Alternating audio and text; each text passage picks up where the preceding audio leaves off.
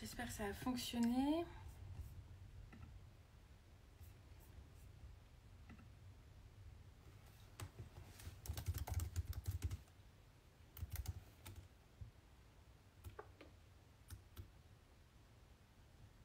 Alors, rebonsoir. Alors, est-ce que je vois Cécile?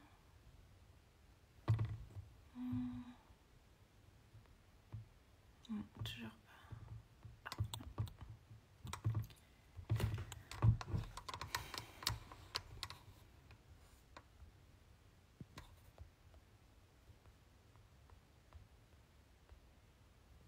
J'ai l'impression qu'il va y avoir un petit souci.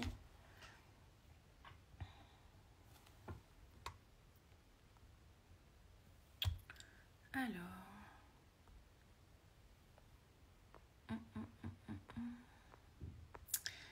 J'attends Cécile, qu'elle se connecte. Je viens de la voir, mais... Ah, ça y est. Hop. Voilà. Voilà, Cécile est en train de nous rejoindre. Bonsoir Cécile. Bonsoir, excusez-moi. Je ne trouvais pas votre petit cercle rouge. C'est pas grave. Il n'y a aucun souci. C'est le tout, c'est qu'effectivement, on arrive à se connecter et à partager toutes les infos hyper intéressantes et importantes qu'on doit délivrer. Donc, oui, bah, ça me fait merci plaisir. beaucoup. Merci de me recevoir. Je vous en prie, c'est avec beaucoup de plaisir. Alors, Cécile, vous êtes docteur, vous êtes radiologue. Est-ce que vous pouvez vous présenter en quelques mots, nous en dire un petit peu plus sur votre parcours? Oui, alors ben, là j'ai 60 ans, donc je suis effectivement radiologue en région Messine. Et donc j'ai commencé à m'engager dans le dépistage du cancer du sein vers l'âge de 30 ans quand je m'associais. Parce que dans mon département, le dépistage était lancé. Et donc, à l'époque, je pensais que c'était vraiment quelque chose de formidable, de très bien. C'était tout nouveau. C'était vraiment axé sur la santé des femmes. Et donc, je me suis un peu spécialisée en scénologie. Et voilà pourquoi j'ai commencé là-dedans plus particulièrement. Malheureusement, bon, les années ont passé, donc on commence à lire un peu les études et à voir réellement sur le terrain ce qui se passe avec les chiffres qui sont donnés dans les organismes officiels. Et puis tout doucement, ben, on est obligé de décider et de se rendre compte que, ma foi, ce dispositif n'a pas apporté ce qu'on en attendait. Voilà, c'est un peu ça le parcours qui m'a amené à un moment donné à créer le site donc Cancer Rose en 2015 où j'ai intégré le Formindep qui était un collectif pour la formation des médecins et l'information du public de façon indépendante. Et là, j'ai rencontré d'autres professionnels de santé comme moi. Et donc, on s'est dit, bon, il faut vraiment faire quelque chose pour contrer toujours le même laïus officiel qui désinforme les femmes et qui qui correspond pas à la réalité. Et donc, c'est de là, j'imagine, qu'est né donc, le livre Mammo ou pas Mammo, donc dois-je me faire dépister? Une radiologue expose donc les bénéfices et les risques de la mammographie de dépistage, donc aux éditions Thierry Soucard. Donc voilà, du fait de votre expérience, on va dire, vous avez décidé de porter toutes ces informations donc auprès du grand public. Oui, c'est ça. Ben, tout d'abord, j'avais préfacé un livre de Bernard Dupéré qui s'appelle le dépistage du cancer du sein, la grande illusion, qui est un petit peu plus technique. Mais c'est lisible hein, par tout un chacun, il est très bien fait. Mais après avoir vraiment bien travaillé avec Bernard là-dessus, je me suis dit il faudrait un manuel pratico-pratique pour les femmes. Et donc là, c'est vraiment un manuel sous forme de 12 questions que j'ai glanées au fil de mes consultations, les questions qui sont posées en consultation ou lors des congrès ou des séminaires. Et donc, j'ai essayé d'y répondre en faisant comme si j'étais en colloque singulier avec une patiente pour essayer d'y répondre avec les sources scientifiques sur la base vraiment des études dont nous disposons. Et il faut donc c'est pensé pour être vraiment un manuel pratique. Oui, alors c'est vrai que j'ai beaucoup aimé le format des questions. Chaque chapitre, on a vraiment une grande question et puis Voilà. on y répond. Et puis surtout, la somme en fait des ressources bibliographiques, des études scientifiques aussi sur lesquelles vous êtes appuyé. Donc en fait, c'est ça aussi que je voulais dire ce soir, c'est que tout ce qu'on va vous dire ce soir est évidemment sourcé et Oui. on a des chiffres, il y a des études, tout ça, voilà, est vraiment dans le livre. Alors, pour introduire un tout petit peu le sujet et avant qu'on avance dans les questions. Vous parliez tout à l'heure effectivement un petit peu du laïus officiel. Alors, pour rappeler un petit peu, hein, alors je suis allée voir sur le site de la Ligue du cancer tout à l'heure, donc qui disait que le cancer du sein touche 54 000 femmes par an, qu'il est l'un des plus répandus chez les femmes et une femme sur 9 serait concernée au cours de sa vie. Donc retenez bien ces chiffres parce qu'on va en reparler un petit peu plus en détail tout à l'heure. Mais alors moi j'ai une première grande question, je pense qu'il sera utile aussi pour toutes les femmes qui nous écoutent, c'est est-ce que vous pouvez nous rappeler la différence entre dépistage et prévention, tout simplement parce que je pense qu'il y a encore énormément de confusion sur ces deux notions, et puis surtout, on va se rendre compte que les pouvoirs publics mettent le paquet, entre guillemets, sur le dépistage et sur la prévention, pas grand-chose. Est-ce que vous pouvez nous rappeler un petit peu la différence entre ces deux termes? Alors, la prévention, c'est de faire en sorte que la maladie ne survienne pas. C'est-à-dire, c'est travailler en amont de la maladie pour qu'elle n'arrive pas chez l'individu. Le dépistage, ce n'est pas une prévention, c'est la détection anticipée d'une maladie ou d'une lésion qui est déjà dans l'organe. Alors, par exemple, pour le cancer du poumon, vous avez un facteur de risque qui est directement relié. C'est le tabagisme. Il y a d'autres facteurs, hein, mais le facteur majeur, c'est le tabagisme. Donc là, la prévention, c'est de ne pas fumer. Vous ne vous exposez pas aux facteurs de risque directement liés au cancer et vous avez évidemment beaucoup moins de chances de faire un cancer du poumon ou d'autres organes. Le dépistage, c'est d'utiliser des techniques d'exploration, alors que ça soit la coproculture, par exemple, la recherche l'hémoculte plus exactement, donc la recherche de sang dans les selles, ou l'imagerie pour la mammographie. Donc, c'est de trouver quelque chose qui est déjà dans l'organe et dont on va anticiper la détection de façon utile ou pas utile. Ça, c'est encore une autre question. Mais en matière de cancer du sein, vous n'avez pas des facteurs de risque directement reliés à la maladie. Alors, on connaît les facteurs de risque majeurs. Donc, bon, c'est le fait d'être une femme, c'est la tranche d'âge entre 50 et 60 ans. Là, on sait qu'il y a un pic statistique, effectivement. C'est surtout les mutations génétiques, BCRA1 et BCRA2, qui exposent effectivement de façon majeure les femmes à faire des cancers gynécologiques. Et c'est l'irradiation thoracique, par exemple, des femmes qui ont eu une maladie de Hodgkin, qui ont été irradiées. Voilà, ça, c'est des facteurs de risque qui sont vraiment authentifiés. Mais vous ne pouvez pas empêcher les gens d'être une femme ou d'avoir à un moment donné 50 ans. Après, il y a les facteurs de risque plus ou moins authentifiés. C'est la puberté précoce, la ménopause tardive, le fait de ne pas avoir allaité et l'exposition au tabagisme et à la consommation alcoolique. En sachant que tabac et alcool vont augmenter le risque de cancérogène pour tous les cancers, pas que pour le cancer du sein. Mais disons qu'il n'y a pas, en matière de cancer du sein, un facteur directement identifiable comme tabac et poumon. Ce n'est pas tout à fait comme ça. Mais si on voulait faire des campagnes de prévention intelligentes, c'est effectivement de lutter contre tabagisme et alcoolisme. Par exemple, on sait que la mortalité par cancer évolue directement et parallèlement avec l'augmentation ou la baisse du tabagisme. Et on estime que s'il n'y avait jamais eu aucune réduction de la consommation tabagique dans les dernières décennies, il n'y aurait eu pratiquement aucune réduction de la mortalité par cancer, ni chez les hommes, ni chez les femmes, depuis les années 90, où les campagnes de prévention se sont quand même un petit peu intensifiées. Donc voilà la différence entre les deux choses. Donc le dépistage n'est ni préventif, ni prédictif, ni protecteur. Il faut bien avoir compris ça. Alors pourquoi parce qu'il y a effectivement Octobre Rose, qui est effectivement une association, enfin voilà, et qui laisse entendre effectivement que pour prévenir le cancer du sein, il faut aller se dépister. Alors pourquoi on entretient effectivement un peu la confusion entre les deux? Est-ce que vous pouvez nous éclairer un petit peu là-dessus?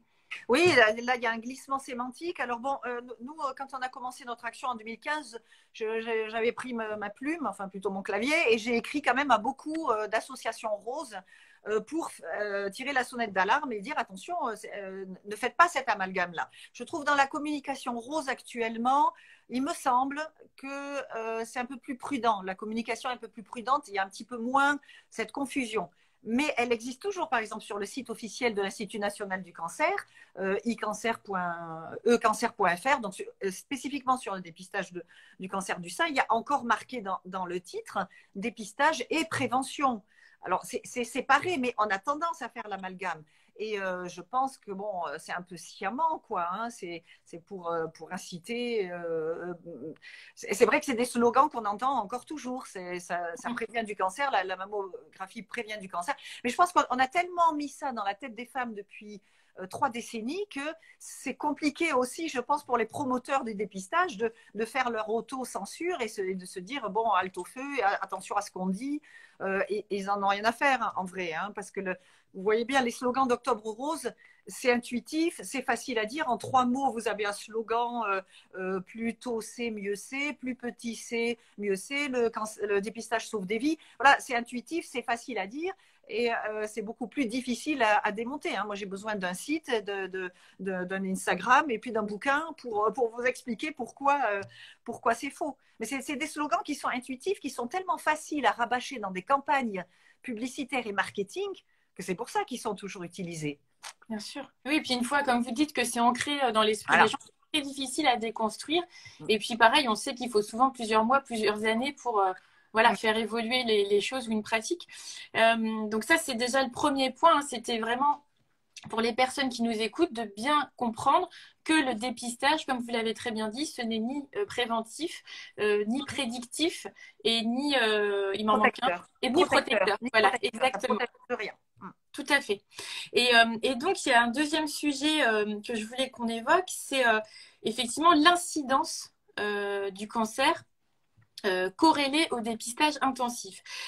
Donc, vous le rappelez très justement dans votre livre. Donc, l'incidence pour les personnes qui nous écoutent, c'est le nombre de cas de cancer qu'on découvre dans une population donnée, sur une période donnée, pour une population de 100 000 habitants qu'on va exprimer en pourcentage. Hein, c'est bien ça? C'est ça. Et en gros, l'objectif du dépistage initialement, c'était de réduire du coup le nombre de cancers. Et au final, la réalité est tout autre. Est-ce que vous pouvez là aussi nous donner quelques faits en rapport avec ce sujet? Oui, alors on se rend compte de façon, mais alors vraiment nette et évidente, dans tous les pays où on a introduit le dépistage, dès lors qu'on introduit ce dépistage systématique pour tout le monde, vous avez une ascension fulgurante du taux de détection. Il ne faut pas faire l'amalgame là aussi entre les vrais cancers et les lésions détectées. C'est-à-dire, détecter un petit nodule cancéreux ne fait pas de vous une cancéreuse. Mais plus vous allez fouiller dans l'organe, plus vous allez dépister et plus fréquemment vous le faites, plus vous trouvez des petites choses qui sont parfois inutiles à trouver, mais vous les trouvez. Donc c'est pour ça que vous avez une augmentation du taux des nouveaux cas de cancer du sein. Alors on pourrait me dire, mais c'est peut-être une épidémie, peut-être qu'il y a des facteurs environnementaux et c'est épidémique. Pourquoi pas? C'est un argument que je veux bien entendre. D'ailleurs, je pense qu'il y a des facteurs environnementaux qui certainement jouent. Alors, à quel degré, ça, je ne sais pas. Mais c'est quand même évident que dès lors qu'on instaure un dépistage, vous avez cette augmentation fulgurante des cas de cancer. Donc, si c'était une épidémie, alors on a l'exemple sous les yeux. Vous avez une épidémie donc avec une courbe de cas qui monte. Vous commencez à mettre en place les contre-mesures, les traitements, les vaccins, les gestes de protection, les gestes barrières, etc. Et au bout d'un moment, l'incidence, elle diminue. C'est ça que vous voyez dans une épidémie. Dans le cancer du sein, ce n'est pas du tout le cas. Ça ne fait qu'augmenter, qu'augmenter, qu'augmenter. Le nombre d'appareils de mammographie en France a augmenté régulièrement depuis 20 ans.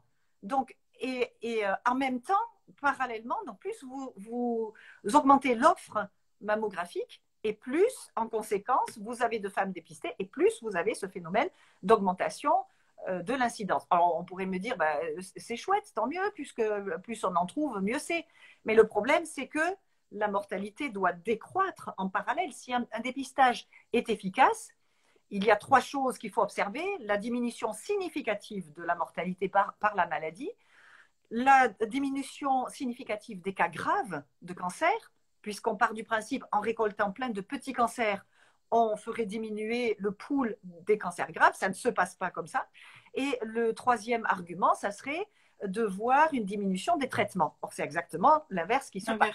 On opère de plus en plus, on a de plus en plus de radiothérapie, de mastectomie partielle et de mastectomie totale.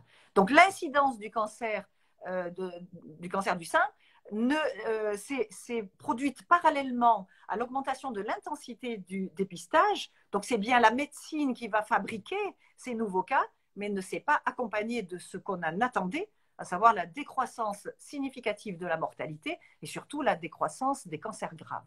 C'est ça le problème. Ouais, c'est hyper intéressant. Alors, juste pour que les personnes là aussi qui nous écoutent et qui nous regardent, alors sachez que le nombre d'appareils de mammographie en fonctionnement en France a augmenté en l'espace de 20 ans. Il était à peu près de 308 appareils en 1980 et il a été multiplié par 8 entre 1980 et 2000 pour atteindre 2511 appareils dans les années 2000. Donc ça, c'est vraiment important. Et donc, en fait, concrètement, plus on dépiste, plus on cherche, plus on trouve. Voilà. Et parallèlement à ça, on trouve, mais on ne sait pas améliorer, entre guillemets, les pronostics ou en tout cas la mortalité des femmes qui sont atteintes. D'autant plus qu'il y a un facteur aussi qui est important, c'est justement tout ce qui est faux positif et fiabilité de l'examen.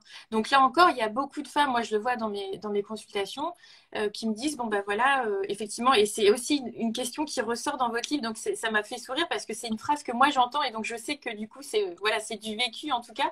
C'est voilà, j'ai fait ma mammographie et donc je suis tranquille pour 2 ans.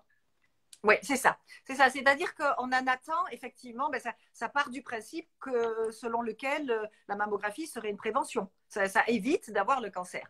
Or, pourquoi ça a failli?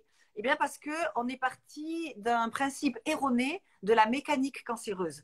C'est-à-dire, on a tous en tête un schéma qui a été mis en place par un chirurgien au 19e siècle, qui s'appelle Alstedt, qui est une vision linéaire, inéluctable et mécaniciste de la progression cancéreuse. Et c'est ainsi qu'on nous l'a enseigné à la fac. Moi, je l'ai appris comme ça. C'est-à-dire, on partait du principe, dans l'organe, vous avez des petites cellules. Ces petites cellules ne sont d'abord pas nombreuses. Ensuite, elles s'agglutinent en nodules. Ça fait un carcinome in situ qui reste dans le canal galactophorique. Ensuite, il devient invasif. Ensuite, il atteint tout l'organe.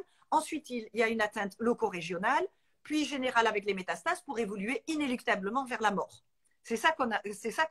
C'est le schéma mécaniciste et donc prévisible du cheminement du cancer du sein. Or, on se rend compte que le génie du cancer est bien plus complexe que ça.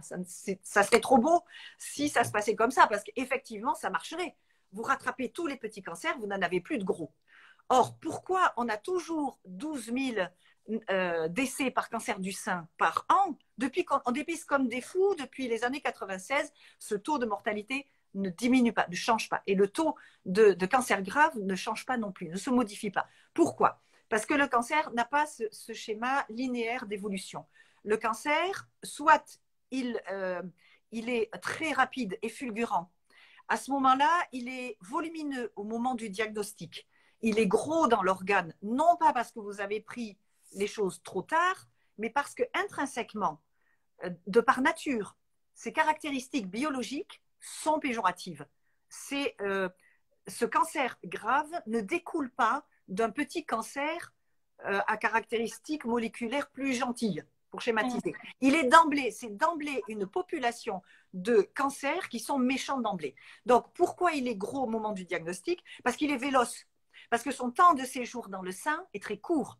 Et quand vous mettez la main dessus, il est déjà gros. Non pas parce alors on dit mais parce que la femme elle a consulté trop tard, elle est venue trop tard, c'est sa faute. Non, il y a des femmes qui vous disent c'est apparu en un week-end. Il faut les croire. C'est apparu en un week-end. Il y a des cancers comme ça qui sont fulminants. Donc c'est très frustrant. C'est ce qu'on appelle les cancers d'intervalle. Vous pouvez avoir une mammographie tout à fait normale quelques mois auparavant. J'ai des cas comme ça. J'ai notamment un cas comme ça. La dame est venue faire une mammographie à un moment donné. 4 mois après, elle sent une énorme boule de 4 cm dans son sein et elle n'a pas consulté tout de suite parce qu'elle s'est dit ma mammographie était normale, donc ça doit être rien, ça va passer. Donc là, on a un cas de mammographie faussement rassurant. Les autres cas de mécanique d'évolution cancéreuse, heureusement les plus fréquents, c'est des cancers qui sont ou lentement évolutifs, ou très très lentement évolutifs, ou pas du tout évolutifs, certains même régressifs. Donc, ces cancers-là, ils sont petits au moment du diagnostic, non pas parce que vous les avez pris à temps, c'est ce qu'on vous dit, ça a été pris à temps, ça ne veut rien dire.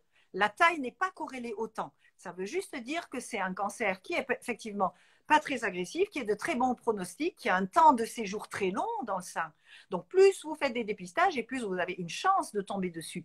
Mais la personne, si vous ne l'aviez pas dépistée, elle serait, dans le cas des cancers qui sont non évolutifs, dans ce cas-là, la personne, elle serait morte avec son cancer, mais pas à cause de son cancer. Donc, le fait de l'avoir dépisté, vous pouvez lui dire, bon, j'ai trouvé un petit cancer. Vous ne pouvez pas lui dire, je vous ai sauvé la vie. Vous n'en savez rien. Peut-être que ce cancer n'aurait pas évolué du tout. Donc, vous ne l'avez pas du tout sauvé la vie, vous l'avez enquiquiné. Ou alors, il aurait évolué progressivement jusqu'à un moment donné où il aurait donné un symptôme dans le sein. Il se serait manifesté par une boule ou une déformation. Et on est toujours en temps et en heure de traiter. Il n'est jamais trop tard, ni pour traiter, ni pour guérir dans ces cas de cancer évolutif, qui sont la grande majorité des cancers qu'on trouve, que les femmes palpent. Et à ce moment-là, il n'y a pas d'urgence qu'on met dans la tête des femmes. On est en temps et en heure. Le temps métastatique pour ces cancers qui sont progressifs, comme la plupart, c'est des décennies après. Si effectivement on ne fait rien, 10 ans, 20 ans, 30 ans après, on peut avoir effectivement des problèmes d'essaimage et métastatiques.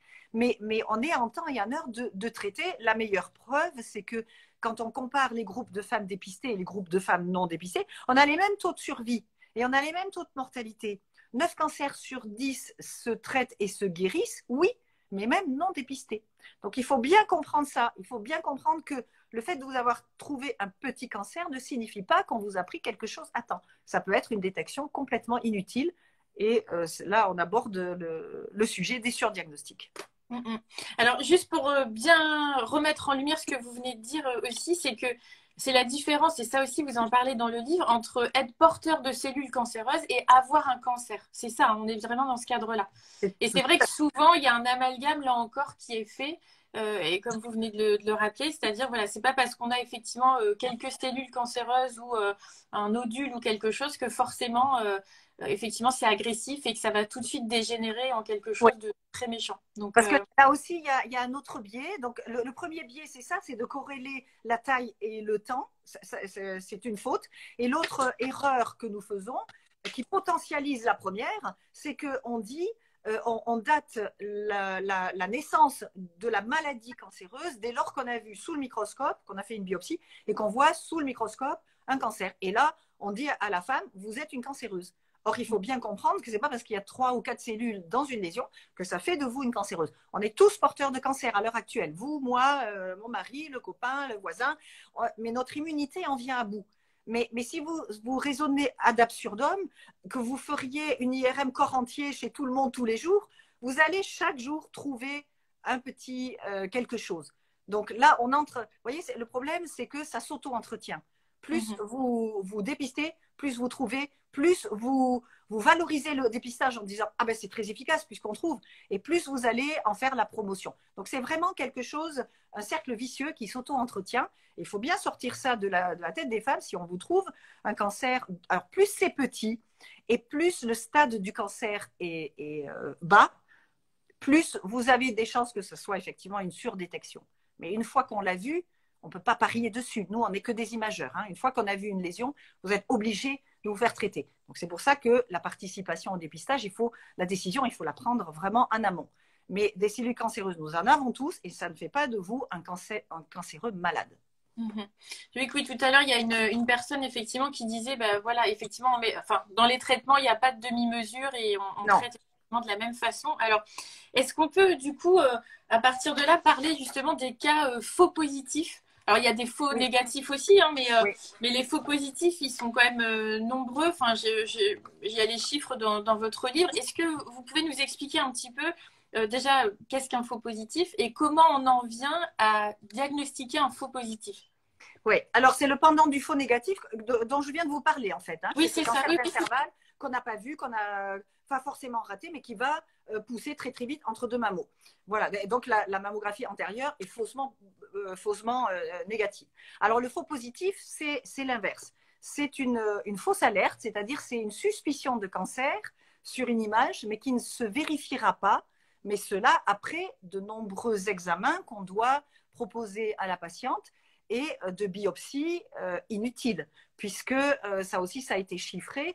il y a quand même 90% des biopsies qu'on fait chez les femmes qui s'avèrent inutiles pour des lésions qui finalement ne s'avèrent pas cancéreuses. Donc, le faux positif, c'est ça, c'est la fausse alerte. Donc, ce qu'il faut bien comprendre, c'est l'angoisse et le stress que ça génère. D'abord, c'est effectivement une suspicion de cancer, donc il va falloir faire d'autres images. Donc là aussi, on recommence, on fait des clichés supplémentaires, on fait des agrandissements, on fait une échographie. Jusqu'à là, tout va bien, mais parfois, ça débouche sur une IRM et parfois, ça débouche sur une biopsie qui est quand même, alors je veux bien que ça soit un examen routinier, plus ou moins anodin, mais c'est quand même un examen intrusif pour la femme, c'est invasif. Surtout, il y a une attente des résultats.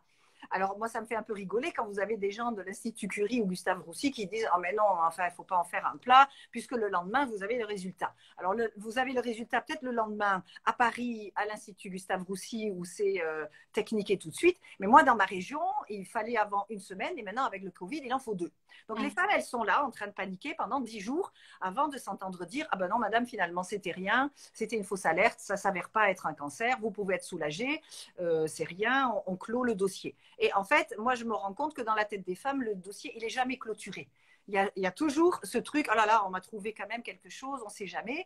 Et le problème, c'est que souvent, les médecins eux-mêmes sont jamais très à l'aise et souvent proposent à la dame, bon, on va quand même recontrôler cette image à 4 mois ou à 6 mois ou à 1 an.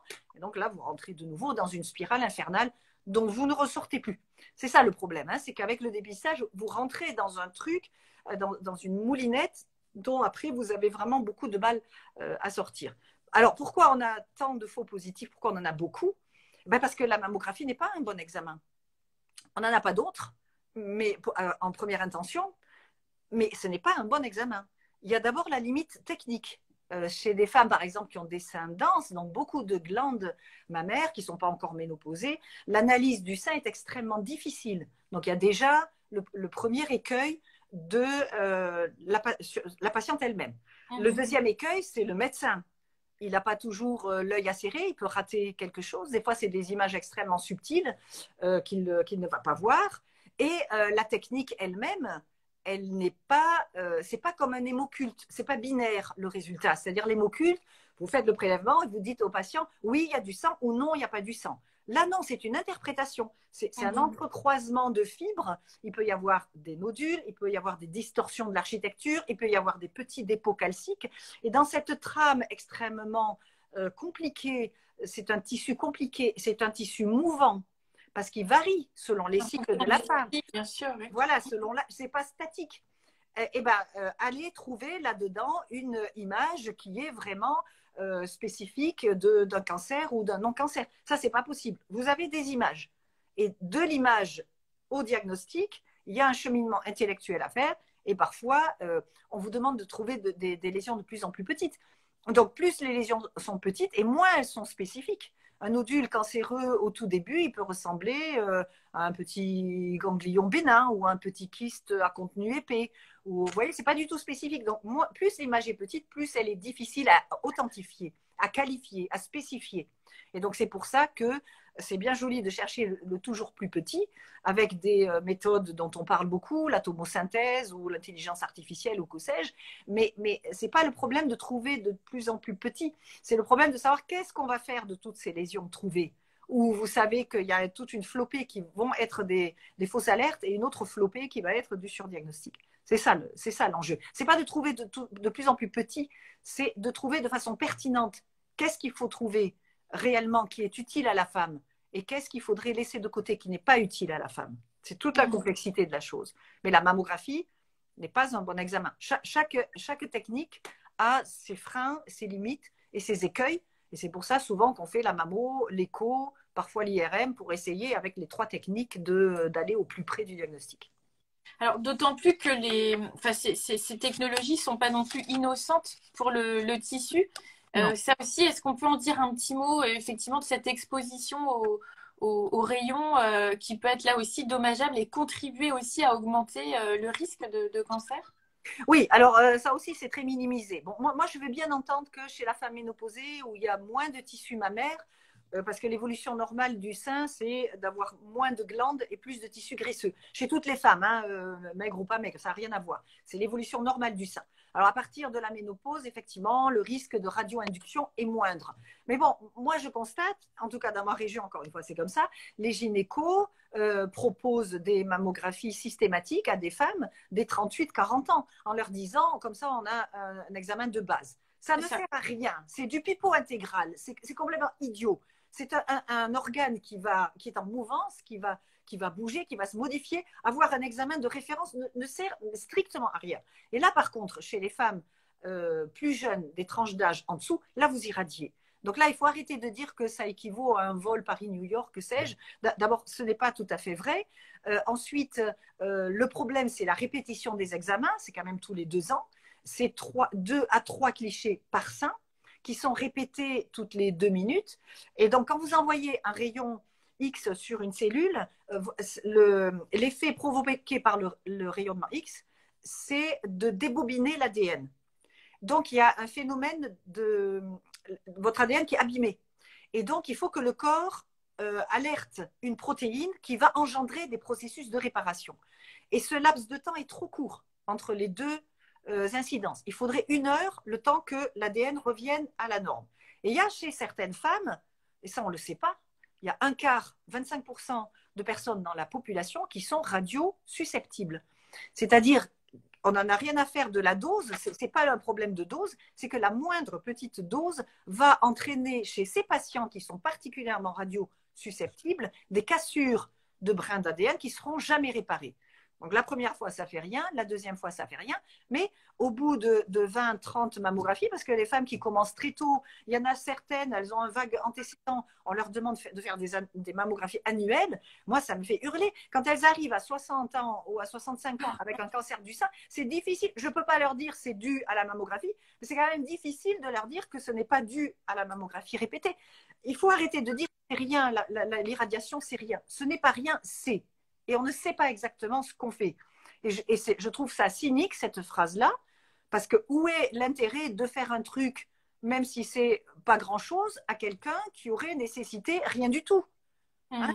C'est ça. Même pour les traitements, on dit oh mais elles vont avoir une petite mastectomie, ça va être moins invasif, c'est petit donc on va enlever moins. Mais l'enjeu c'est pas d'avoir un petit traitement ou un petit que sais-je, c'est de n'avoir rien du tout si on n'en a pas besoin. Donc, dans la tranche d'âge plus jeune, entre 40 et 50 ans, il n'y a aucune indication, même sur les sites officiels, de faire des mammographies de façon répétée. Et il y a un essai qui s'appelle HX Trial, un essai de très grande envergure au Royaume-Uni, qui a donné ses résultats l'an dernier et qui montre que l'extension du dépistage pour les tranches d'âge jeunes n'a aucune efficacité, aucun retentissement sur la mortalité par cancer du sein. On n'a pas de bénéfice particulier. Par contre, on irradie beaucoup. On augmente de 5 fois les fausses alertes, de 5 fois. Donc, une femme jeune a 5 fois plus de chances d'avoir une biopsie inutile.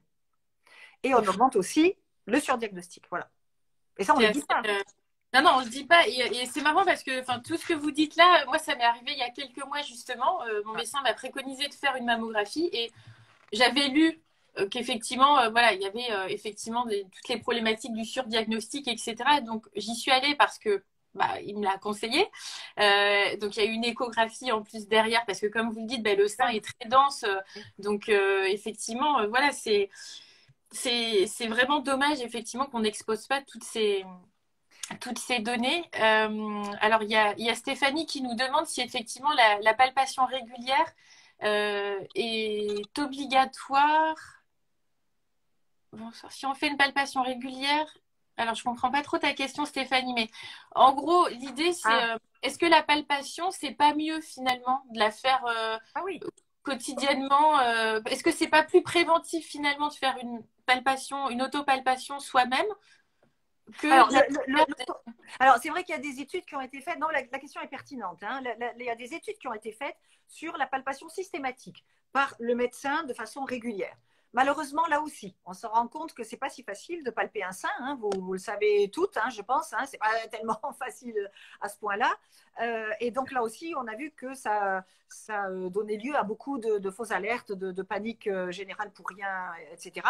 Mais la palpation, elle est quand même pertinente. Elle est pertinente, mais les femmes le font déjà.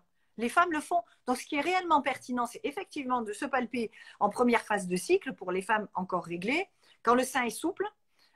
Donc après les règles, sous la douche, main savonneuse, de faire une palpation rapide. Vous avez, chacune de vous a sous les doigts la sensation habituelle qu'elle sent d'habitude. Donc les femmes, je me suis rendu compte, les femmes savent très bien trouver quelque chose qui ne va pas. Et ce qu'il faut faire, ce qui est pertinent de faire, c'est que dès que vous avez un symptôme, vous sentez une boule, vous avez une rétraction, vous avez une déformation du galbe, une rougeur inexpliquée, une déformation du mamelon, un symptôme qui n'est pas habituel, que vous identifierez très facilement parce que vous connaissez votre corps, les femmes connaissent très bien votre corps, à ce moment-là, il faut consulter. La mammographie de diagnostic a toute son utilité. Autant la mammographie de dépistage comporte des risques, il y a une balance bénéfice-risque qui est tout à fait, qui n'est pas évidente, qui ne penche pas en faveur du bénéfice, mais autant la mammographie de diagnostic quand vous avez un symptôme est tout à fait utile. Ou l'échographie, on peut commencer souvent, d'ailleurs je commence par une échographie. Donc les femmes font déjà. Ce qu'il faudrait dire aux femmes, c'est continuer à faire ce que vous faites. Le bon sens féminin, il est déjà là. Les femmes se parlent. Si on peut reconnaître un bienfait au dépistage, c'est que dans les années 60, il a fait se déshabiller les femmes. Les femmes avant ne s'examinaient pas, ne se déshabillaient pas et surtout ne consultaient pas, même si elles palpaient quelque chose. Combien on a vu de cas catastrophiques parce que les femmes n'avaient pas consulté. Mais maintenant, la donne n'est plus du tout la même. Les femmes sont aware, comme on dit, hein, sont vigilantes à leur santé et surtout, elles ne traînent plus. Elles viennent consulter. Donc, elles font déjà ce qu'il y a à faire. Alors, il y a une dame qui dit début de cycle, c'est mieux. Oui, tout à fait. Parce que en deuxième phase de cycle, vous le sentez vous-même, vous avez les ovaires qui sécrètent beaucoup de progestérone. Hein, c'est la forte montée de progestérone qui fait que une fois chuté, vous allez avoir les règles. Et cette progestérone, c'est une hormone qui retient l'eau. Et c'est pour ça qu'on se sent un peu congestif comme ça. Hein. Quand on est juste avant les règles, les femmes elles se sentent un peu bouffies, gonflées, les seins sont très tendus. C'est parce que c'est une hormone qui rend les choses, qui donne un peu d'œdème. Donc c'est pour ça qu'il faut attendre les règles. Souvent, vous le sentez vous-même, tout d'un coup, les règles arrivent et pouf, il y a tout qui devient un petit peu plus enfin, pas flasque, mais plus facile, plus détendu. Et donc, la glande mammaire est plus facile, effectivement, est plus facile à palper en première phase de cycle. En deuxième phase de cycle, vous allez toutes avoir des palpations pathologiques, hein, je vous le dis. Ne le faites pas, c'est pas la peine. Ça peut attendre largement la première phase de cycle. Et de toute façon, donc si vous avez un symptôme, vous consultez sans affolement, parce que là, ce que je vous dis, le nodule, la rétraction, l'induration, etc., la rougeur, ça peut être des signes d'une maladie bénigne. Hein. Ce ne sont pas des signes forcément de cancer. Ça peut être un cancer, mais ça peut être aussi quelque chose de bénin. Un fibrome, un kyste qui a grossi, une galactophorite, un abcès, hein, ça peut être plein de choses. Mais au moins, s'il y a un message à faire passer, vous paniquez pas, vous venez. Le cancer se traite et se guérit. Donc vous avez ça en tête, vous faites ce qu'il faut, vous venez, vous consultez et là, la prise en charge sera tout à fait pertinente. Est-ce qu'on peut parler un petit peu justement alors, de ce que je disais en introduction? Alors la Ligue du cancer parle d'une femme sur 9 qui serait concernée au cours de sa vie. Alors dans votre livre, c'est une femme sur 8, peu importe, mais oui, peu importe. On nous dit souvent, et ça on nous le matraque aussi, alors Octobre Rose, souvent dans les salles d'attente chez le gynéco, etc. Bon déjà ça donne un peu l'ambiance. Mais c'est vrai, ça donne juste envie de partir. Qu'est-ce qu'on peut dire sur ce chiffre qui effectivement est trompeur? Ben oui, là aussi, vous voyez, c'est un slogan. Une femme sur 8. Voilà. Alors, c'est toujours pareil, il faut comprendre à quoi ça correspond. Donc là aussi, il faut que je vous déroule un argument qui va prendre 5 minutes au moins. Vous voyez, oui, pas de souci. Non, mais vous comprenez comment le combat est déséquilibré. D'un côté, vous avez tout un rouleau compresseur rose qui vous balance comme ça des slogans très intuitifs, faciles à comprendre, mais qui sont erronés. Et moi, je suis obligée pour vous expliquer pourquoi c'est erroné. Je n'ai pas de slogan sous la main. Je ne peux pas vous le dire. Donc, le risque de 1 sur 8, ce n'est pas faux, mais ce n'est pas exact. c'est un risque qui est calculé en exposant une population fictive à des risques qui ont été observés pour une année, en 2012, et pour toutes les classes d'âge, toutes réunies. Par exemple, si on suit, ce que ça veut dire, si on suit 100 femmes de leur naissance jusqu'à 100 ans et plus, on s'attend à 13 cancers du sein, c'est-à-dire 1 sur 8, en fonction des risques qu'on a observés pendant l'année 2012. Mais la femme, elle s'en fout de ça. C'est pas ça qui l'intéresse. Elle s'en fiche. Ce qui intéresse une femme, c'est son risque à elle, pour sa tranche d'âge à elle, en fonction des risques là aujourd'hui et dans un horizon raisonnable, c'est-à-dire de l'âge où elle est susceptible de faire un cancer pour les 20 ans à venir. C'est pas sur 100 ans, ça n'a aucun sens. Donc, il faut revenir aux choses réelles. En réalité, pour un suivi des femmes sur 20 ans, le risque du cancer du sein pour une femme de 50 ans, il est de 5%. Pour une femme de 60 ans, il est de 6%.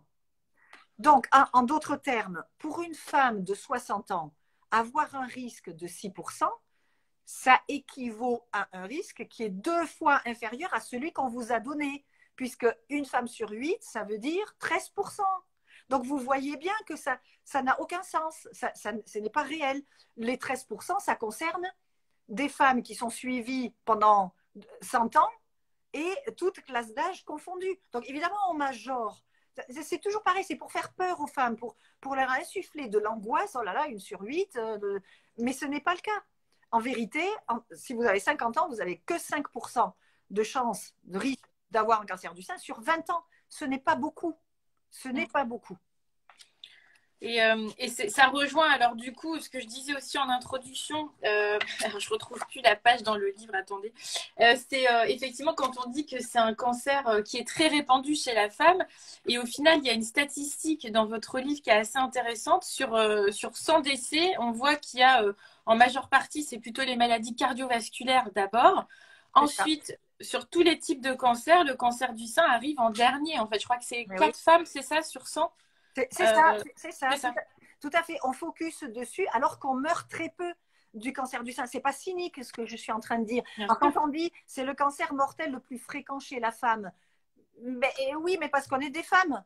Évidemment, on va avoir un cancer féminin. Donc c'est le cancer féminin le plus fréquent.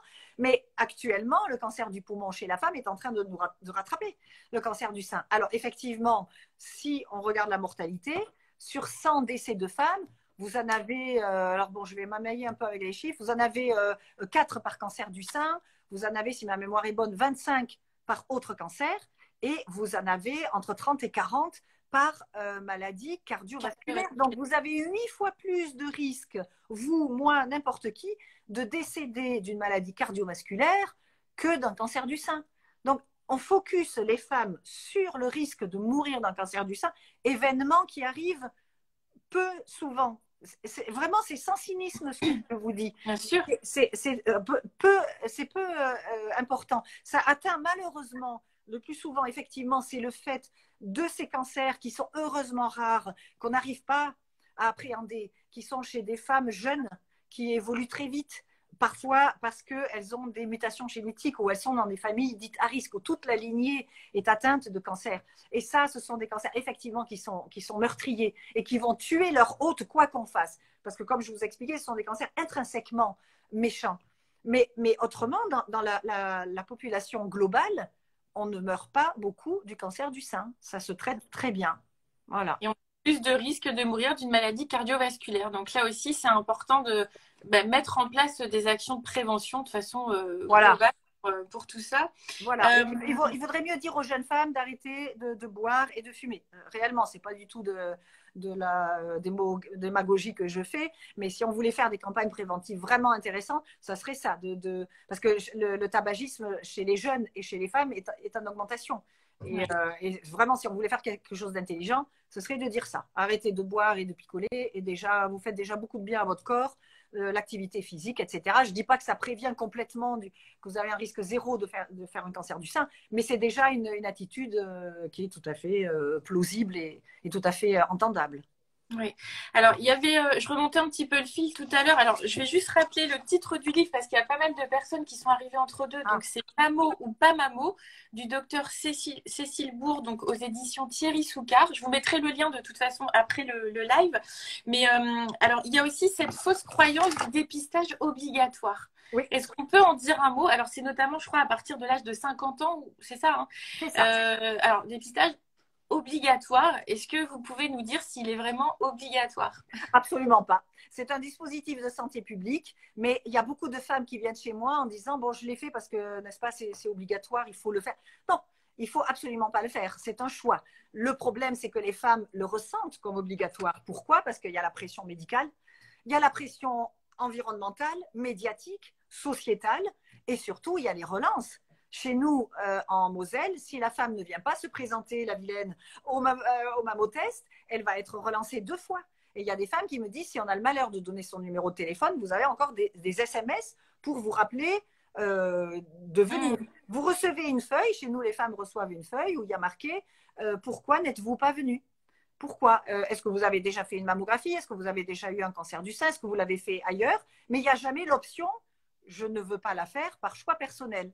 Or, c'est là où le bas blesse. Il faut que ça, et c'est tout le but et du livre et de notre action, de notre groupe Cancer Rose, il faut que ça soit un choix pour les femmes. Moi, j'explique les faits. La balance bénéfice-risque n'est pas celle qu'on attendait. Elle est décevante. Ça ne réduit pas de façon significative la mortalité et il y a des risques. Mais après, j'entends les choix et les préférences et les valeurs des femmes.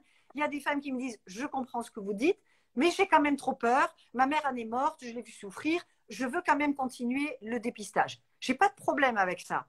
Du moment qu'elle est informée, qu'elle a intégré les tenants et les aboutissants du dépistage, je peux entendre qu'elle veuille continuer. Mais il y a des femmes, une fois que vous leur expliquez ça, qui me disent, mais moi, j'ai aucun antécédent, j'ai pas peur de ça, je veux vivre tranquille, je veux pas me faire pourrir la vie, je ne veux pas faire ce dispositif-là. Donc, les femmes ont le droit de dire oui ou de dire non au dépistage mammographique. Le seul problème pour la femme, c'est de tenir tête à un gynéco qui vous dira, bah, si vous ne faites pas la mammographie, vous ne venez plus chez moi. Hein. Ça, c'est des choses que des femmes m'ont rapportées. Mais ça, c'était. Voilà. Moi, je trouve que là il y a un enjeu féministe derrière ça. Parce que c'est une violence faite aux femmes. Dans tous les médicaments ou tous les dispositifs de santé, le moindre médicament, vous sortez la feuille, vous avez tous les effets adverses, les inconvénients, les effets indésirables, même un corps au pied en Mongolie intérieure, c'est marqué. Ou un cas de pharyngite, je ne sais pas où, tout est listé. Pourquoi? Pour le dépistage du cancer du sein, ne peut-on pas dire aux femmes, bon, voilà, on est déçus maintenant, après plusieurs décades, on voit que ça n'a pas apporté ce qu'on en attendait et il y a des risques, voici les risques, on vous les liste, mais vous pouvez choisir de faire, vous pouvez choisir de ne pas le faire. Pourquoi on ne peut pas dire aux femmes, donner aux femmes c'est une information. Elles y ont droit, c'est leur droit le plus absolu. Donc là, moi, je trouve qu'il y a une violence, réellement, il y a une violence faite aux femmes. Il y a encore cette vision paternaliste des femmes. Fais ce que je dis, fais ce que je te dis de faire, commence pas à chercher, ne regardez pas sur Internet, il n'y a que des conneries. Bon, voilà, c'est. Alors que. Il y a une concertation citoyenne, ça, peu de gens le savent. Il y a eu une concertation citoyenne et scientifique en 2016 qui a rendu un rapport officiel que vous pouvez trouver sur Internet. Hein, si vous tapez rapport de la concertation citoyenne sur le dépistage du cancer du sein, vous regardez à la page, je crois, 136, si ma mémoire est très bonne, et vous verrez, la concertation a demandé l'arrêt du dépistage. L'arrêt du dépistage, c'est marqué noir sur blanc. Et au minimum, s'il doit être poursuivi, qu'il y ait une information loyale, complète, claire et équilibrée. Ça veut dire ce que ça veut dire. Claire, loyale, complète, équilibrée. Ça veut dire, je vous dis ce que ça peut vous apporter et je vous dis aussi les risques auxquels cela peut vous exposer. Donc moi, je veux bien qu'on dise des tas de choses, ça sauve des vies, etc., ce qui n'est pas correct. Mais dans le pendant, si on est honnête, les autorités sanitaires nous doivent cette explication-là et nous doivent à nous, les femmes, le listing de tous les inconvénients auxquels ce dispositif de santé nous expose. C'est la moindre des choses. Mais malheureusement, effectivement, on n'y a pas accès et c'est vrai que vous avez fait un travail formidable avec ce livre parce que clairement, encore une fois, voilà, c'est des informations il faut vraiment chercher dans toutes les études pour se les procurer et vous avez réussi à tout synthétiser, c'est vraiment superbe. Et je voulais qu'on dise un mot aussi sur le traitement de la ménopause et de la Oui, mammographie justement, parce que là aussi, alors il y a les recommandations de la Haute Autorité de Santé, il y a pas mal de choses. Alors je voulais juste aussi revenir sur, juste avant pour introduire ça, sur les études qui avaient été faites, notamment sur les traitements hormonaux. Donc, il y avait une étude américaine qui avait été très décriée, je crois que c'était en 2002, qui avait été décriée parce qu'elle elle mettait en évidence une augmentation du taux de cancer du sein chez les femmes qui prenaient ces traitements. Mais comme ces traitements n'étaient pas les mêmes en Europe, voilà. voilà, on avait un petit peu dit que les conclusions n'étaient pas applicables. Il y a eu donc une étude en 2003, anglaise cette fois, qui était parvenue aux mêmes conclusions sur des traitements européens. Et il y a eu une étude dans le Lancet en 2019, si je ne me trompe pas, C'est ça. qui, elle aussi, mettait en évidence une augmentation du taux de cancer chez les femmes qui prenaient les traitements hormonaux de la ménopause. Risque qui perdurait, je crois, même 10 ans après l'arrêt. Oui. Et du coup, par rapport à ça, il y a eu des recommandations qui ont été faites par la Haute Autorité de Santé. Et aujourd'hui, en gros, c'est un peu une obligation quand on est sous traitement de faire sa mammo, c'est Oui, ça? oui, c'est ça. Donc, on se rend compte quand même que à 10 ans de suivi de ces traitements-là, vous doublez quand même le risque de cancer du sein par rapport à un traitement qui est suivi pendant 5 ans. Donc maintenant, la Haute Autorité de Santé a fait une sorte de cote mal taillée en disant les cures de traitement hormonal substitutif, il faut que ce soit des cures courtes. Donc, il ne faut plus qu'on voit ces femmes qui sont traitées pendant 10, 20 ans. Ça, ce n'est pas possible. Donc, il faut faire des cures qui n'excèdent pas 5 ans. Et après, effectivement, c'était recommandé. Et là, là, par contre, c'est une imposition légale qui est donnée aux médecins, non seulement par la Haute Autorité de Santé, mais qui est aussi inscrite lors de l'autorisation de mise sur le marché de ces médicaments. Le laboratoire a fait inscrire qu'il faut que la femme se soumette à un dépistage biennal, donc tous les 2 ans, obligatoire. Donc là, malheureusement, c'est une imposition réellement légale qui met en porte-à-faux le médecin. Donc, si la femme ne veut pas, elle peut effectivement, en connivence et en collaboration avec le médecin qui l'aura bien informé, ne pas le faire, mais il faut que le médecin sache que c'est lui qui va devant le tribunal. Si jamais la femme change d'avis, qu'elle a un cancer, qu'il soit dû au traitement hormonal substitutif ou pas, on s'en fout, le législateur va condamner le médecin. Donc là, pour le médecin, la pression, elle est vraiment importante et il ne peut pas ne pas prescrire la mammographie de dépistage dans ce contexte-là. Voilà. Donc lui, il a prescrit, mais derrière, la femme peut refuser de la faire. Oui, Voilà, oui, lui, il fait sa prescription. oui, oui, il peut. Oui, c'est tout à fait. La femme peut refuser. Mais attention, il faut que le médecin, il bétonne bien. Il faut qu'il puisse arguer, qu'il a bien expliqué à sa femme, à sa patiente, le fait qu'elle doive faire cette mammographie, qu'il a bien donné le renseignement, qu'il a bien délivré l'ordonnance. Après, effectivement, la femme, elle fait ce qu'elle veut. Mais bon, on a vu des cas, effectivement, du point de vue médico-légal, où le médecin bon, était d'accord avec la femme de pas forcément de faire juste un suivi clinique. Et parfois, ce n'est pas tellement les femmes qui se retournent contre le médecin, mais parfois les familles. Alors là, j'ai eu un cas comme ça chez un collègue qui était vraiment malheureux, où c'est la famille. La femme a fait un cancer vraiment très agressif, hormono-induit ou pas. Hein, ça après, peut-être qu'elle a fait un cancer parce qu'elle a fait un cancer. Hein, c'est peut-être même pas en relation. Mais la famille s'est retournée contre le médecin et donc le législateur l'a jugé. Hein. Donc ça, c'est un cadre particulier où vraiment là, le médecin ne peut pas faire autrement que de vous dire et de vous conseiller et de vous donner l'ordonnance pour aller au dépistage. C'est vraiment particulier. C'est médico-légal. Oui, dans ce cas-là, on devrait pouvoir prévoir des décharges en Oui, bonne forme où effectivement bah, la patiente reconnaît que le médecin l'a bien informée et qu'elle s'y soustrait oui, et du coup qu'il engage en fait avec un délai de réflexion. Vous voyez, comme ça, oui, je pense que ce serait plus sécuritaire pour effectivement, oui. les parties, mais c'est Ouais. effectivement étonnant que ce soit pas actif. Euh, alors du coup, est-ce qu'on peut parler un petit peu d'Octobre Rose et après, j'aurais une dernière question à Oui, vous poser parce que, encore une fois, le temps file vite en bonne c'est compagnie. J'en ai vrai. sûr, mais surtout sur un sujet aussi passionnant. J'ai vu beaucoup de commentaires voilà, qui disent que vous êtes passionnante, que c'est vraiment hyper intéressant.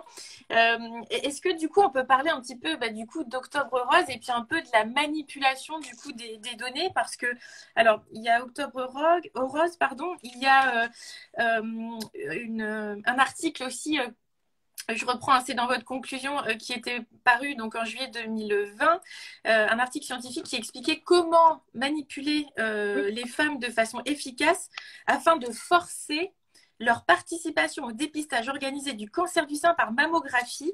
J'ai trouvé ce passage assez hallucinant.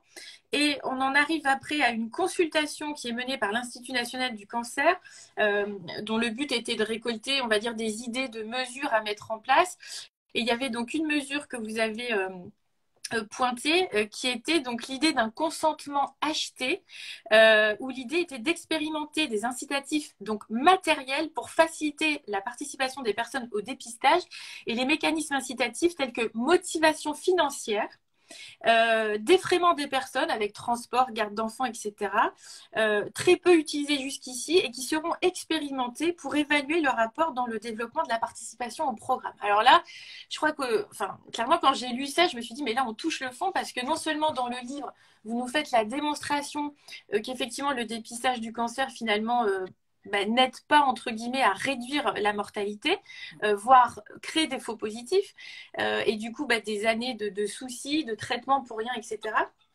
Mais on se rend compte qu'on continue de mettre le paquet sur le dépistage et qu'on ne fait rien pour la prévention et qu'on pense même à manipuler donc les femmes, déjà en leur faisant peur pour qu'elles se précipitent faire leur mammographie qu'on pense souvent obligatoire alors qu'elle est volontaire.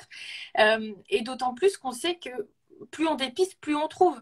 Donc pourquoi, et là on arrivait à des mesures peut-être, c'est une hypothèse, hein, mais financières, c'est assez dingue quand même. Et du coup, voilà, Octobre Rose, toutes ces techniques comment, c'est incroyable qu'on en soit arrivé là quand même. Ben oui, vous voyez à quel point Octobre Rose et ce dépistage est un marché. C'est un réel marché. L'étude à laquelle vous faites référence, c'est une étude italienne qui est parue dans une revue scientifique financière. Et moi, ça m'a fait bondir quand je l'ai vu. Là, vraiment, on prend vraiment les femmes vraiment pour des idiotes. Et ils expliquent en plus que plus le niveau socio-culturel de la femme est bas, et mieux ça marche. Donc, voilà. Et surtout, il y avait aussi une autre étude qui montrait que la manipulation de l'information, moins on donne d'arguments et d'informations balancées, et mieux la femme va adhérer à ce dépistage. Donc, c'est vraiment affreux. Là, c'est affreux. On fait tout pour inciter, pour acheter le consentement des femmes en faisant fi, en méprisant l'information à laquelle elles ont droit. Donc, pour en revenir donc à Octobre Rose, moi, j'ai rien contre qu'il y ait ça, qu'il y ait ces manifestations. Alors, c'est peut-être très bien, on court, les femmes courent, etc. On pourrait améliorer ça. On pourrait dire, par exemple, on court pour la meilleure santé, pour avoir une bonne santé, pour inciter les femmes à faire du sport, de l'activité physique, etc. Et Octobre Rose, moi, je le trouve assez délétère, mais on me dit, mais voilà, tu veux toujours supprimer, alors que c'est bien pour les femmes, c'est marrant et tout. Bon, alors d'accord, on peut laisser ce système en place, mais pourquoi on ne couplerait pas Octobre Rose avec justement des campagnes d'information? On n'en profiterait pas chaque mois d'octobre, on dit, ah, cette fois-ci, on va vous informer, et puis on prend un point. On va vous informer sur le surdiagnostic, voilà ce que c'est, comment l'éviter, qu'est-ce que c'est qu'un surtraitement. L'Octobre Rose d'après, on peut dire, voilà, qu'est-ce que vous pouvez faire pour être plus utile. Enfin, qu'on couple ça avec, ou alors une campagne où on donne aux femmes des outils d'aide à la décision.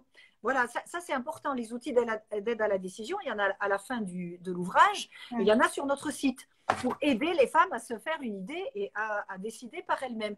Ça pourrait être des campagnes intelligentes. Là, pour l'instant, Octobre Rose, c'est des campagnes publicitaires et marketing, uniquement. C'est des campagnes à pognon, et le pognon, il n'y a pas un copec qui va dans la poche des femmes.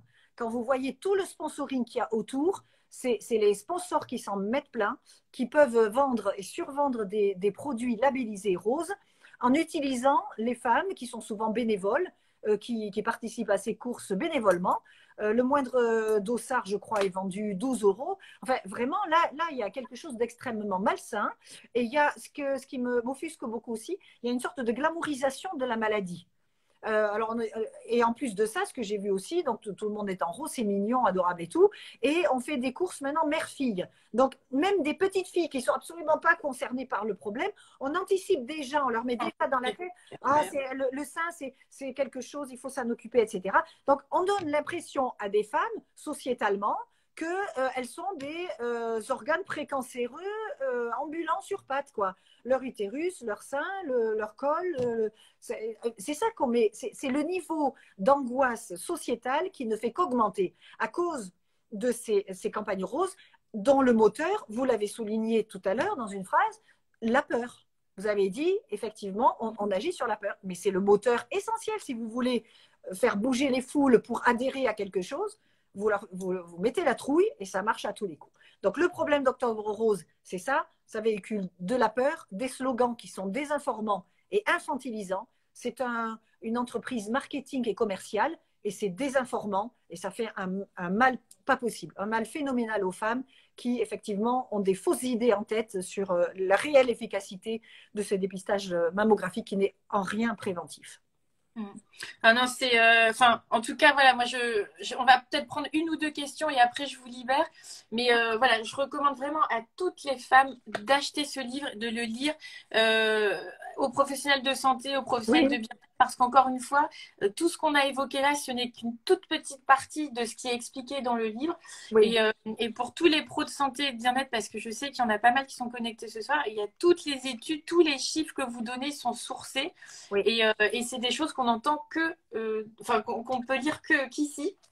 Il y a 157 références, je crois. C'est-à-dire que vous verrez les renvois à chaque mot que je dis, à chaque assertion que je mets. Vous avez des renvois bibliographiques. Donc, vous pouvez vous-même vérifier. Sur le site aussi, il y a un extrait de la bibliographie. Non, il y a toute la bibliographie avec des liens cliquables. Donc, vraiment, là je n'ai pas de problème avec ça. Tout est vérifiable. C'est vraiment, pour moi, c'est vraiment génial. Et c'est un livre qui est très courageux aussi parce que j'imagine que, alors non seulement il a fallu vulgariser toutes ces données, ça n'a pas dû être simple, mais surtout, voilà, en étant médecin vous-même, j'imagine que ça n'a pas dû être simple. Donc voilà, vraiment, bravo à vous. Et du coup, alors, on va peut-être prendre juste quelques commentaires. Donc le livre, je l'ai remontré. Et alors, quelqu'un qui nous demande comment on le prévient si on ne fait pas de mammo. Alors, il y a des conseils dans le livre de Cécile. Et après, il y a aussi, il faut savoir, d'autres techniques qui sont en train d'être mis au point. Alors moi, je regarde beaucoup ce qui se fait aux États-Unis et là-bas, on regarde aussi potentiellement la production d'estrogène chez la femme parce qu'on sait qu'il y en a, alors il y en a plusieurs de typologies d'estrogène, mais en grosso modo, si on retient E1, E2, E3, on sait qu'il y en a un bon, un mauvais potentiellement et un qui est relativement neutre. Et en fait, aujourd'hui, il y a des tests qui se font aux États-Unis où on va doser en fait ces œstrogènes et potentiellement, on voit si on surproduit le mauvais œstrogène qui peut potentiellement être génotoxique et impliqué dans des possibles cancers hormonodépendants. Donc, c'est pas diagnostic, mais ça peut donner des outils de prévention. Et de là, après, on peut regarder au niveau du foie ce qui se passe, au niveau de l'intestin, puisqu'on sait que tous ces œstrogènes doivent passer par un mécanisme de détoxification assez complexe. Et là, du coup, ça permet quand même de modifier son hygiène de vie, son alimentation, s'aider de la micronutrition, des plantes, etc. Et après, comme le disait Cécile, le tabac, l'alcool, l'activité physique, avoir une bonne hygiène de vie de manière générale, voilà, ça peut être que bénéfique. Tout à fait. Vous avez bien résumé. Puis alors, ce que font déjà les femmes, ça suffit. La palpation d'elles-mêmes et de consulter quand il y a un symptôme. C'est tout simple, c'est basique et ça suffit. Et je voulais dire aussi, oui, si vous en achetez un, n'hésitez pas à en acheter un deuxième pour votre gynécologue. Ouais. Non, mais vraiment, je pense que, enfin, de toute façon, moi, je vais en offrir un à ma gynéco, c'est évident. Vraiment. Parce que je trouve que, mais je vous assure, je vais le faire. parce que enfin, voilà, je trouve que, comme vous dites, voilà, de systématiser ce dépistage, en plus chez des femmes jeunes, parfois en leur faisant peur, etc. Je pense que là, voilà, il n'y a plus rien à dire, tout est exposé. Non, mais vraiment, Ben, je vais vous embaucher comme relation presse. Hein. Là, c'est formidable. non, non, c'est vraiment En tout important. cas, si vous ne voulez pas l'acheter, passez-vous-le. Moi je m'en fous le nombre, mais je voudrais qu'il soit lu. Moi, mon objectif, c'est qu'il soit lu. Il faut vous le passer entre copines. Ah oui. C'est déjà très bien. C'est Ah bien non, aussi. mais vraiment, enfin, ça, c'est, encore une fois, enfin, voilà, c'est tellement important et il y a tellement, effectivement, alors, je ne vais pas utiliser le mot, mais de désinformation Oui, autour du sujet. ça c'est clair. Et donc, quand on voit ce qu'on est capable de faire sur ce sujet, c'est vrai que ça fait peur parce qu'on se dit que, ben, voilà, ça peut être le cas aussi pour d'autres. Et donc, voilà, il faut quand même faire très attention. J'avais vu deux, trois petites questions, puis après, Ils sont j'en- gentils, vos internautes. Hein. C'est bien oui. Instagram. Hein. Je vais me mettre dessus. Ils sont tous gentils, là. C'est pas Bah, Twitter. c'est Hein. surtout que c'est vrai que moi j'œuvre beaucoup pour bah, le bien-être, la santé des femmes. J'essaie toujours de proposer des sujets qui sont vraiment intéressants et ça c'était un sujet d'intérêt public et je voulais absolument vous avoir. Donc j'en D'accord. profite aussi pour remercier les éditions Thierry Soucard qui ont permis de rendre possible ce live. Donc merci aussi à eux, c'est vraiment Oui, adorable c'est vrai. de leur part et merci à vous surtout de m'avoir fait confiance. Avec plaisir. Euh, alors, je vois des questions, mais qui sont en rapport avec les sujets qu'on a évoqués au tout début du live. Donc, du coup, je vous Ah, recommande vraiment de revoir ce live qui est effectivement qui sera disponible en replay. Je vais l'enregistrer juste après. Voilà, bah écoutez, je pense que je vais vous laisser, Cécile. Je vous remercie encore pour votre temps. Vraiment encore, c'est merci moi. beaucoup. C'est Et c'est puis, moi bah, qui vous j'espère que C'est moi qui vous remercie beaucoup. Pour les femmes qui auraient des questions, vous avez la possibilité d'aller sur le site Cancer Rose. Il y a une page contact. C'est moi qui suis à l'autre bout. Donc, je ne suis pas avare de renseignements. Donc, écrivez. Si vous avez des questions, des choses qui vous taraudent, n'hésitez pas à me contacter, tout simplement. On est disponible. ah, c'est super. Bah, écoutez, un grand merci aussi bah, voilà, pour tout votre travail, tout ce que vous faites pour la santé, le bien-être des femmes. Et puis, bah, peut-être à bientôt, en tout Oui, cas. j'espère. Merci beaucoup de m'avoir reçu. C'est très gentil. Je vous Merci en pour vos prie. gentils commentaires. Merci à tous. Au Au revoir, bonne revoir. soirée. Au revoir.